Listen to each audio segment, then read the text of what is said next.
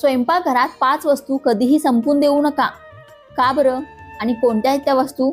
चला जाणून घेऊया. पण त्याआधी तुम्ही अजूनही या चॅनेलला सबस्क्राईब केलं नसेल तर चॅनेलला नक्की सबस्क्राईब करा. सगळ्यात पहिली वस्तू आहे ते म्हणजे मीठ. मिठाला 14वं रत्न म्हटलं जातं. मीठ नसेल तर आपलं जेवणच नाही तर जीवनही अळणे असतं. मिठाला माता लक्ष्मीचा भाऊ म्हटलं जातं. म्हणूनच स्वयंपाकघरामध्ये मीठ कधीही संपून देऊ नका. दुसरी वस्तू आहे दूध. दूध दुभत्यानं आपलं घर भरलेलं असावं असा आशीर्वाद आपल्याला दिला जातो. दूध सुद्धा तितकंच आवश्यक आहे आणि दूध संपणं सुद्धा घरामध्ये चांगलं मानलं जात नाही. म्हणून दूध सुद्धा घरात नेहमी असावं. त्यानंतरची तिसरी गोष्ट आहे हळद.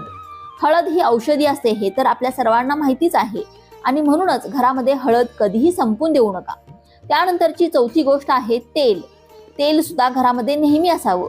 आणि 5वी गोष्ट आहे पीठ. घरामध्ये या 5 वस्तू कायम असाव्यात म्हणजे